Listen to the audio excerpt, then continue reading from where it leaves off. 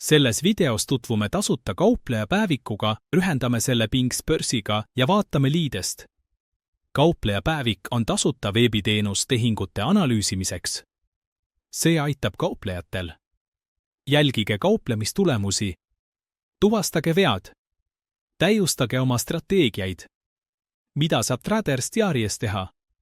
Andmete automaatne import populaarsetest börsidest. Üksikasjalik tehinguanalüüs, kasum ja kahjum, statistikainstrumentide, aja, strateegiate ja paljude muude parameetrite kohta.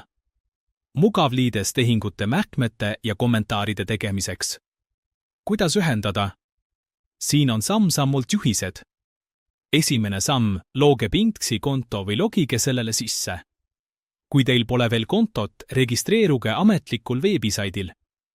Seejärel läbige oma profiili aktiveerimiseks kinnitusprotsess. Teine samm, looge Pinks 5 apivõtmed. Klõpsake Pinksi ametlikul veebisaidil kasutajaikoonil ja seejärel valikul manage api. Paremas nurgas klõpsake nuppu Loo api. Avanevas aknas sisestage võtme nimi, näiteks päevik, valige luba lugemine, klõpsake nuppu Kinnita ja läbige turvakontroll. Valmis, apivõti on loodud. Päevikuga ühenduse loomiseks kopeerige väljad apivõti ja salavõti. Kolmas samm, ühendage päevik Pinksiga. Valige toetatud börside loendist Pinks. Sisestage apivõti ja salajane võti. Salvestage seaded ja järgige ühenduse kinnitamiseks ekraanil kuvatavaid juhiseid. Mida saate pärast ühendamist? Pärast edukat ühendamist kuvatakse päevikusse teie börsikonto teave. Teil on võimalik.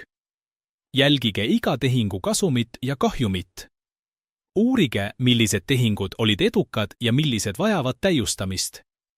Vaadake tehingu üksikasju, avamis- ja sulgemisajad, mahud, sisenemis- ja väljumishinnad. Analüüsige diagramme ja statistikat, kasumi visuaalne jaotus päevade, instrumentide ja strateegiate lõikes.